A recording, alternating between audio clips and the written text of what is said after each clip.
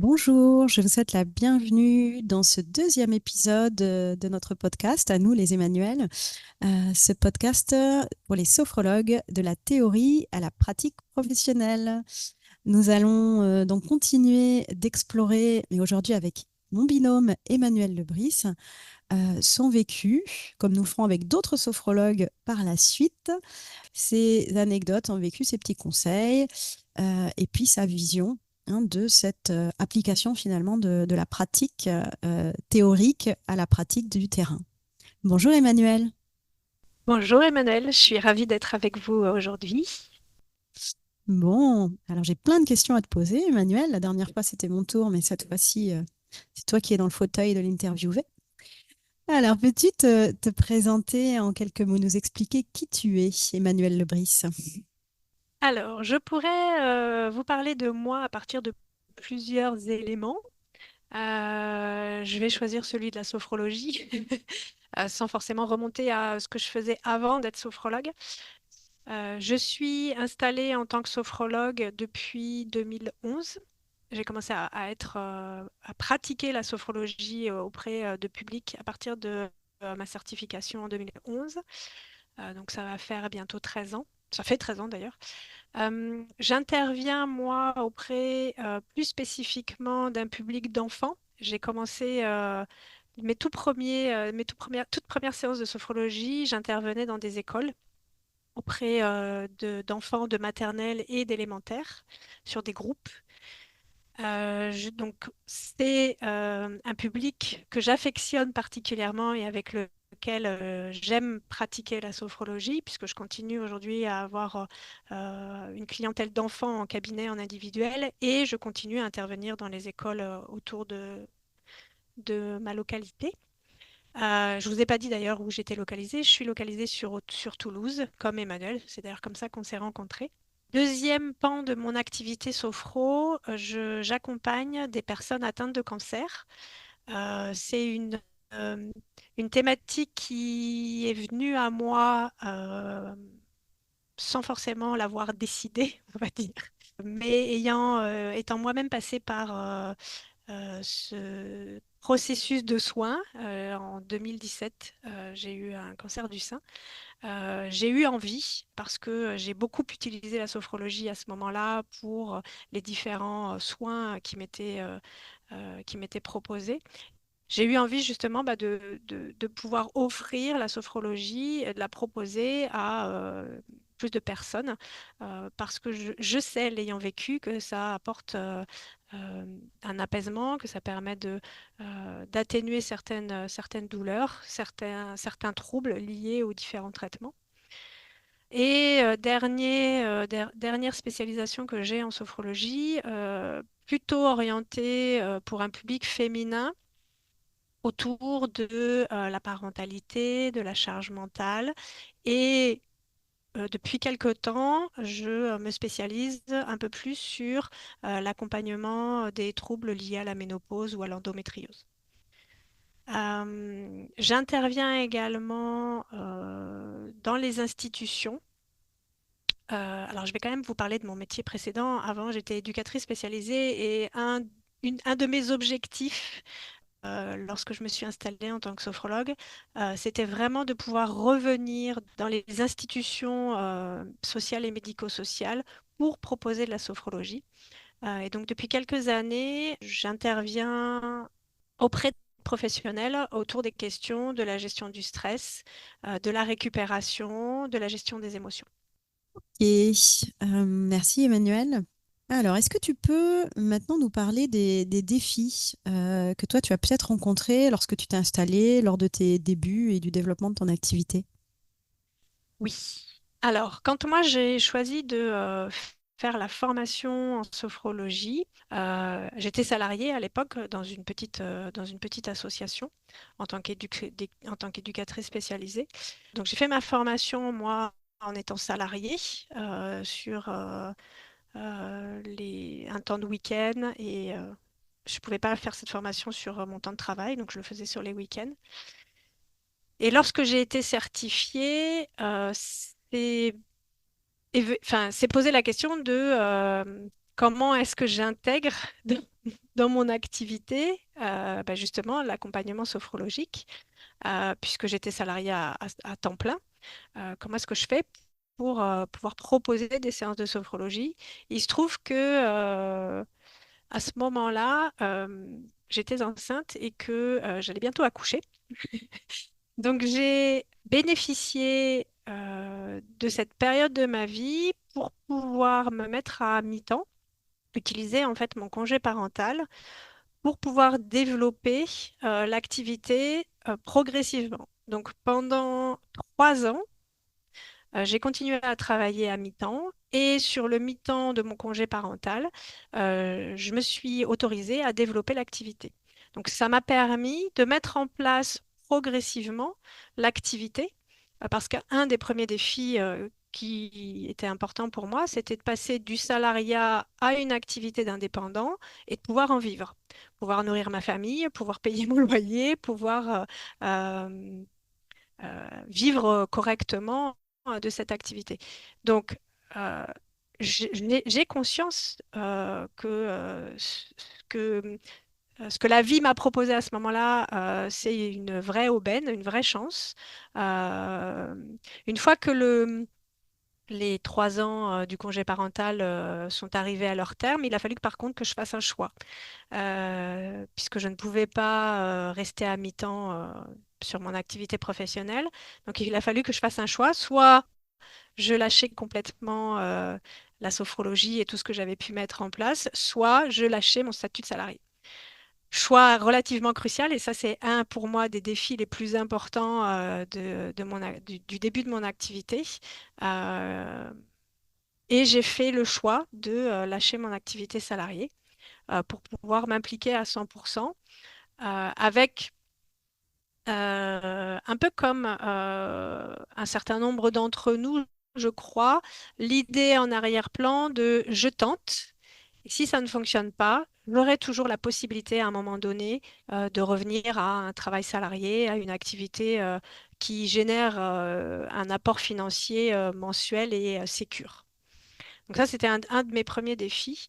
Le deuxième défi auquel il a fallu que je fasse face, c'est où exercer mon activité. Qu'est-ce que je fais? Quel lieu je choisis pour exercer? Alors, je vous ai dit tout à l'heure que une des premières choses que j'ai faites en étant sophrologue, c'est accompagner les enfants dans les écoles. Donc là, le lieu était tout trouvé. Je n'avais pas besoin de chercher quoi que ce soit. Je me rendais sur l'école, j'avais les enfants en groupe. Mais pour l'individuel, c'était beaucoup plus complexe. Et donc, j'ai, moi, choisi à ce moment-là de prendre un cabinet à temps plein avec un espace suffisamment grand. Donc, c'est aussi un investissement financier important, un espace suffisamment grand pour pouvoir proposer de l'individuel et du collectif. Donc, j'ai cherché, je me suis mise en quête de ce lieu-là. Alors, j'ai beaucoup bougé sur le début de ma pratique parce que les lieux ne me correspondaient pas forcément, étaient dans des endroits qui n'étaient pas forcément toujours très accessibles. Et ce qui m'a permis au fur et à mesure d'affiner mm, mes envies, mes désirs et le fait de pouvoir proposer un lieu qui soit adapté à la pratique de la sophrologie. Donc, et si je comprends bien, Emmanuel, donc à partir du moment où ce congé parental a été terminé, où tu as fait ce choix de choisir la sophrologie et tous ces risques face au confort d'activité salariée, et le moment où tu as choisi de prendre un cabinet, après, les défis principaux étaient passés ou et ton activité s'est développée assez facilement ou est-ce qu'il y a d'autres défis que toi tu as eu à relever par un moyen ou par un autre? Alors non, il y a d'autres défis et je crois que tout au long de notre pratique, de notre activité, il y a des défis. Le premier défi, et je crois qu'il n'est pas lié qu'au début de l'activité, c'est la pérennisation de l'activité, le fait d'avoir des clients qui se succèdent les uns les autres. On sait que l'activité qu'on propose, que l'accompagnement en sophrologie, il est pour la majorité des personnes qu'on accompagne de courte durée, c'est-à-dire qu'on va proposer un certain nombre de séances. Une fois que les personnes ont régulé leurs problématiques, vont beaucoup mieux, elles quittent l'accompagnement, elles sortent de l'accompagnement et ça, c'est tant mieux pour elles. Du coup, nous, ça nous demande en permanence de nous faire connaître. Et ça, c'est quelque chose qui est particulièrement complexe, surtout quand ce n'est pas dans nos pratiques quotidiennes. Enfin, moi, je savais, la communication, le fait de me faire connaître, de me rendre visible sur la place publique, c'est quelque chose que je ne savais pas faire. J'ai fait un certain nombre de flyers, de cartes de visite. J'ai créé un site internet, mais qui finalement n'ont pas généré plus de clientèle que ça, jusqu'à ce que je me rende compte que ma communication était pas très adaptée. Elle était très généraliste. Elle ne ciblait pas les personnes sur mes flyers ne se reconnaissaient pas particulièrement, même si je proposais des séances de sophrologie. La sophrologie, alors à l'époque, un peu comme ce que tu disais sur ton interview à toi, le contexte dans lequel moi j'ai commencé mon activité n'est pas du tout le même contexte qu'aujourd'hui. Aujourd'hui, la sophrologie est quelque chose de beaucoup plus démocratisé, on en entend beaucoup plus parler. À l'époque, les gens ne savaient pas ce qu'était la sophrologie. Et moi, quand j'étais en formation, on nous disait, ben, la sophrologie, avec la sophrologie, on peut tout accompagner. Et donc, sur les communications, ben, c'était un petit peu ça que je disais. Alors, je peux vous accompagner pour la gestion du stress, les troubles du sommeil, les problématiques avec vos enfants, le cancer, etc. Toutes les choses. Mais du coup, c'était beaucoup trop généraliste et les gens ne se reconnaissaient pas et ne venaient pas à moi. Donc, il a fallu vraiment que je fasse un travail important euh, pour me présenter moi en tant que sophrologue et présenter ce que je pouvais, comment je pouvais accompagner les gens à partir de leurs problématiques spécifiques. Donc ça, c'était un gros défi pour moi, d'autant que je suis quelqu'un qui aime pas trop se mettre en scène, qui aime pas trop se mettre en avant. Alors ça va beaucoup mieux maintenant. La preuve, on fait des vidéos et on fait des podcasts. Mais c'est quelque chose qui n'était pas forcément aisé pour moi. Je préférais être dans mon coin à faire ce que j'avais à faire plutôt à me mettre sur le devant de la scène. Mais comme vous le constatez, messieurs, dames, ça a porté ses fruits. Et d'ailleurs, si ce que dit Emmanuel vous interpelle, n'hésitez pas à faire notre défi sophrologue qui est gratuit. C'est de la pub, mais c'est gratuit. Mm. On mettra le lien sous le podcast. Et c'est très intéressant ce que tu dis là. Je me permets de rajouter quelque chose, Emmanuel, dans ce que tu disais, et que moi j'ai évoqué aussi finalement dans mon podcast, qui est que la sophrologie, quand nous on a débuté, elle n'avait pas la même image qu'aujourd'hui. Ceci étant dit, c'est vrai qu'aujourd'hui, elle a parfois une image, on va dire à l'extrême, pas l'extrême inverse, mais elle a parfois une mauvaise image quand même, la sophrologie aujourd'hui. Et je trouve que c'est quand même important de le dire, même si c'est toi qui as la parole aujourd'hui, mais je pense que tu es d'accord avec moi. Tu me Oui, diras ce oui, que tout tu à en fait. penses. Elle a parfois une mauvaise image qui est justement liée à cette façon qu'on va avoir les sophrologues de communiquer sur une communication très axée bien-être. La sophrologie fait tout. La sophrologie, c'est respirer calmement, en lâchant prise et en pensant positif, tout ça. Et, euh, et donc, ça rajoute, hein, je pense, un défi de communication ou du moins des erreurs à ne pas commettre. Voilà, je ne sais pas Mm, si mm. ça rebondit correctement sur ce que tu viens de nous exposer là. Oui, oui, ça rebondit et en même temps, j'ai l'impression aujourd'hui, alors on est à l'ère numérique, à l'ère des réseaux sociaux, et j'ai l'impression aujourd'hui que malheureusement, dans les communications qui sont faites, et je pense que c'est un des défis qui va être important à relever pour les années futures. Il y a effectivement de plus en plus de sophrologues sur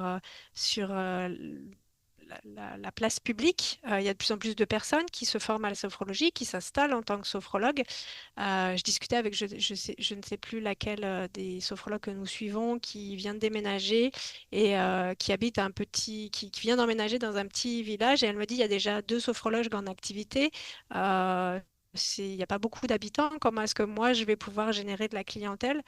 Et en fait, je me dis, avec les réseaux sociaux, aujourd'hui, on est beaucoup sur une présentation de la sophrologie aussi très stigmatisée et orientée gestion du stress, burn-out, troubles du sommeil, avec plus ou moins toujours les mêmes items, la même façon de présenter les choses qui pour moi en tout cas, euh, ne dit rien du sophrologue qui va nous accompagner. Il dit beaucoup de la problématique, mais pas vraiment de la personne en elle-même. Et un des paramètres qui, pour moi, est particulièrement important, c'est qui t'accompagne.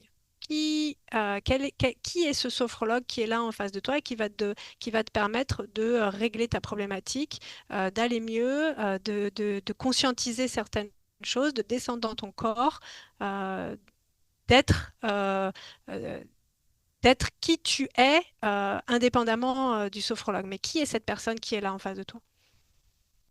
D'accord. Alors, question suivante. Est-ce que ça a été simple d'adapter la théorie vue en formation au terrain, à la pratique professionnelle? Alors, c'est quelque chose qui est particulièrement, enfin, c'est une question qui est particulièrement intéressante, je trouve. Euh, il existe différentes écoles, différentes formations, différentes manières d'amener la théorie et différentes manières dans les écoles de faire pratiquer et de permettre aux sophrologues d'intégrer, de conscientiser ce qu'ils vivent. Moi, je suis issue de l'école de sophrologie caïcédienne de Toulouse qui était une formation très académique. Euh, euh, j'ai reçu, moi, en formation, beaucoup de protocoles avec un thermos logos, ça parlera aux sophrologues qui nous écoutent, très précis, quasiment identique d'un sophrologue à l'autre. C'est-à-dire que nous faisions nos séances, nous guidions nos séances quasiment tous et toutes de la même manière, parce qu'il fallait rentrer dans un cadre de formation. Ce type de formation, moi, ne me convenait pas particulièrement. D'abord parce que j'avais un passif d'accompagnement individuel lié à mon activité professionnelle précédente et que pour moi, il ne s'agissait pas de transmettre stricto sensu une méthode, mais plutôt justement, comme tu le disais Emmanuel dans ton interview précédente, d'adapter euh, mon accompagnement, ma pratique à la personne qui était en face de moi. Et du coup, ce que m'a permis la théorie, c'est justement d'intégrer, de prendre conscience des différentes techniques et de ce qu'elles pouvaient apporter euh, d'abord à moi en tant que personne, ce qu'elles pouvaient me permettre de modifier, de transformer pour moi. Par contre, dans la mise en pratique, il a fallu que ça, moi, je le vive par moi-même. C'est-à-dire que je voulais pas être dans une pratique académique, je voulais être dans une pratique qui était adaptée à la personne en face de moi. Un des principes de la sophrologie, c'est l'adaptabilité. Et j'ai trouvé dans la formation qui nous a été transmise, enfin la formation que moi j'ai faite, qu'il n'y avait pas forcément toujours cette adaptabilité qui était proposée. Alors, je le comprends en tant que formatrice, l'importance de donner une méthode, d'intégrer une méthode pour pouvoir après la transformer, ça je le comprends. Par contre, moi j'avais besoin de plus dans cette formation et je l'ai acquis moi ensuite par moi-même, par la suite dans la pratique, dans l'accompagnement des personnes que j'ai eues en cabinet, en individuel et en collectif. Je vous partage une petite anecdote. J'ai fait une formation spécifique sophro-enfance et pendant cette formation, la formatrice nous disait Vous inquiétez pas, quand vous ferez du groupe, les enfants adorent la sophrologie, les enfants adorent les exercices qu'on leur propose, ils adorent se bouger, se poser, fermer les yeux, etc. Donc, on a fait cette formation. On était des adultes très adaptés à la formation. On a effectivement appris plein d'exercices, plein de techniques, etc., pour proposer la sophrologie aux enfants. Et le jour où je me suis retrouvée fraîchement certifiée avec un groupe de maternelle de 2 3 ans, j'avais 15 enfants tout seuls dans une salle avec des tapis par terre. Je vous assure il m'a fallu un certain temps et un certain nombre de séances pour faire en sorte que les enfants se posent, pour faire en sorte que les enfants soient à mon écoute et ne bougent pas dans tous les sens. Donc, parfois, entre ce qu'on nous raconte en formation et la réalité du terrain, il y a une petite différence. Une des questions qu'on nous pose souvent, c'est est-ce que c'est grave si la personne en face de nous, que ce soit un enfant ou un adulte, ne ferme pas les yeux? Non, ce n'est absolument pas grave. Tout ne passe pas forcément par le fait de fermer les yeux. On peut être tout à fait conscient de son corps et de ce qui se passe. On peut créer des images mentales, même en ayant les yeux ouverts.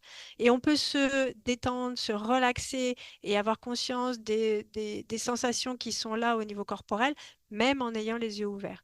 Donc, euh, parfois, pour moi, il y a une petite... mais ce qui est logique, hein, pour avoir été formatrice aussi, bah, quand on donne de la théorie, quand on apporte quelque chose, on borde au maximum pour faire en sorte que quand les gens quittent la formation, ils aient les éléments principaux, ils aient acquis, intégré les éléments principaux. Oui, et puis en effet, la sophrologie est réellement un cheminement, finalement, plus qu'une série de compétences comme ça qu'on va pouvoir appliquer telles quelles sur le terrain, je dirais. Hein, Oui, et pour rajouter, la sophrologie évolue aussi. Elle évolue en fonction des individus, elle évolue en fonction de la société, de l'évolution elle-même de la société. Quand la sophrologie enfin, quand elle a été créée par Alfonso Caicedo, au tout début, on pratiquait la sophrologie allongée. Puis, on a pratiqué la sophrologie assise. Aujourd'hui, on la pratique aussi debout. Euh, Avant, enfin moi, dans ma formation, la sophrologie caïcédienne, il ne fallait absolument rien intégrer d'autre que les éléments de sophrologie. Aujourd'hui, quand j'écoute Natalia Caicedo faire des séances, on sent bien qu'elle est imprégnée d'autre chose que juste de la sophrologie. Alors, il y a la base, il y a ce qui est là, ce qui est existant, mais il y a une forme d'ouverture aussi qui se fait pour des mises en application de la sophrologie autre que la sophrologie pure. Et donc ça, c'est aussi lié à l'évolution elle-même de la sophrologie. et de la société aussi, Oui, et des besoins et des oui, aspirations, on pourrait dire. oui, oui, oui, tout à fait.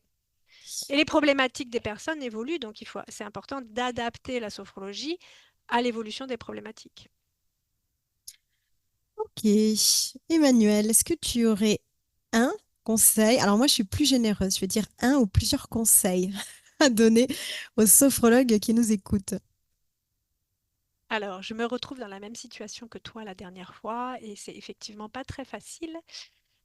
Si j'avais un conseil à donner aux sophrologues qui débutent, c'est le tout premier, c'est quand on sort de la formation, de continuer à pratiquer. Euh, euh, Souvent, et je suis moi-même passée par là, on pratique beaucoup, beaucoup pendant la formation pour intégrer les protocoles, pour intégrer les techniques, etc.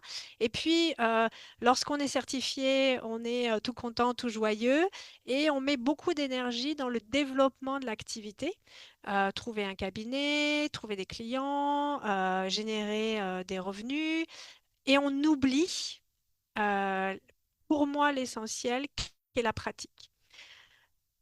Et intégrer la pratique, alors au quotidien ou de façon hebdomadaire, est particulièrement importante parce que dans euh, ce qu'apporte la sophrologie pour nos futurs clients, ben, ayons conscience que ça peut aussi nous être utile pour nous, c'est-à-dire tout ce que tout le stress que cela peut générer, de développer une nouvelle activité.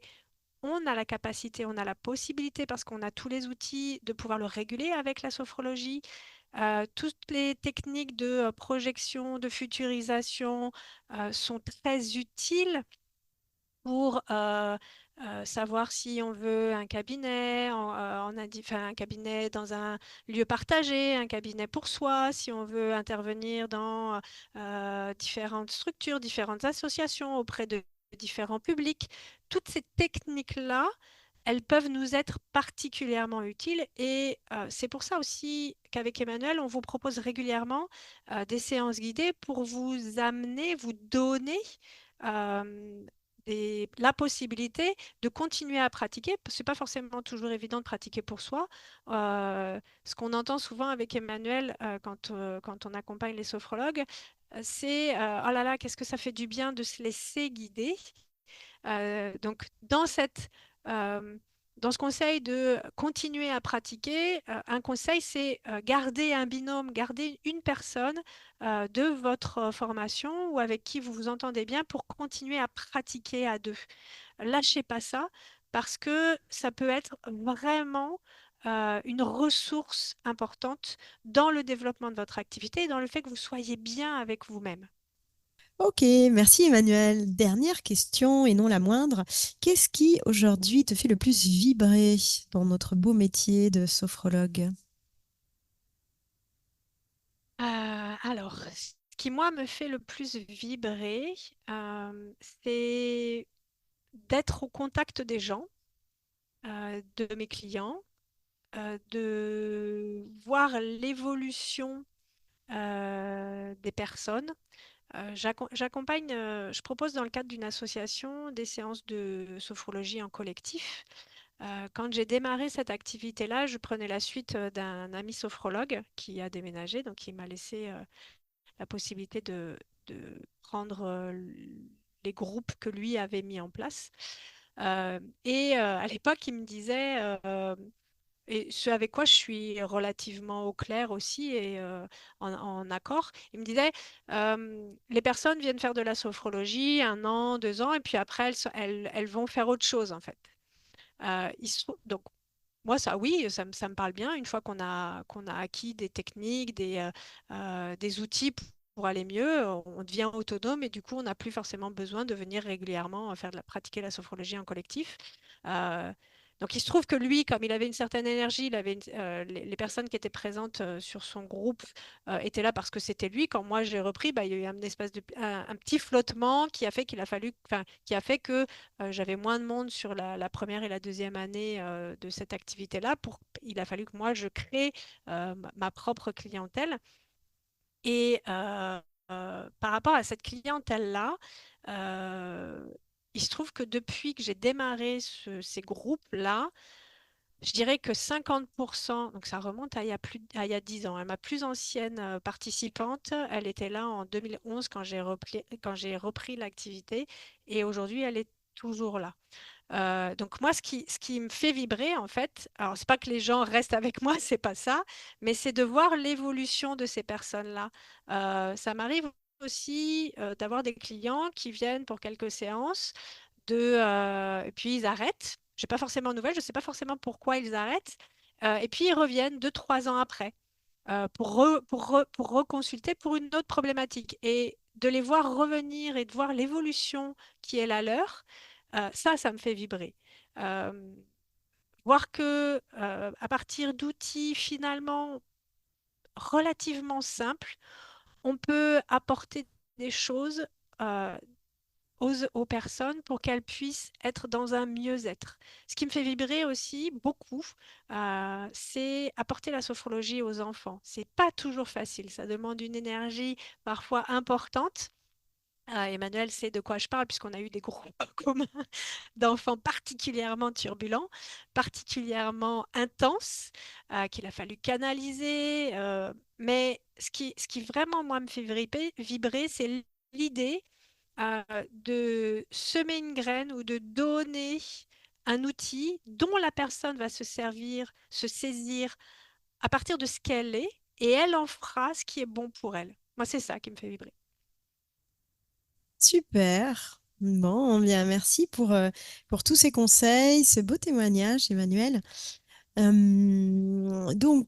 Si vous êtes sophrologue expérimenté et que vous avez envie de participer à ce podcast, de répondre à ces questions pour venir partager votre expérience, votre vécu, votre sagesse même, j'ai envie de dire, à nous partager tout ça, eh bien, n'hésitez pas à nous envoyer un petit message.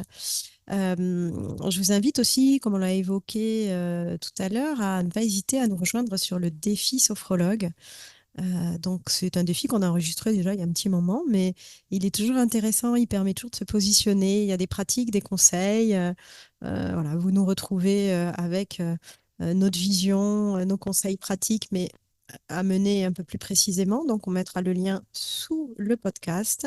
Et n'hésitez pas surtout à nous faire des commentaires sous le podcast. Ce que je peux peut-être rajouter, Emmanuel, c'est que la prochaine personne qui sera interviewée, c'est une sophrologue qui s'appelle Josiane Petit et qui est sophrologue à Belfort, dans l'est de la France. C'est une sophrologue que nous avons accompagnée dans le développement de son activité et alors on les aime toutes, hein, mais Josiane, vous allez voir, Josiane est très, très, très chouette. Et je pense qu'elle va nous faire vibrer avec ses anecdotes. Elle va nous faire rire, elle va nous faire vibrer. Ça va être mouvementé, il va y avoir de l'animation et de l'émotion. Voilà. Voilà pour le teasing. Donc, on vous remercie pour votre écoute et on vous dit à bientôt dans le prochain podcast. Merci, Emmanuel. Merci, à bientôt.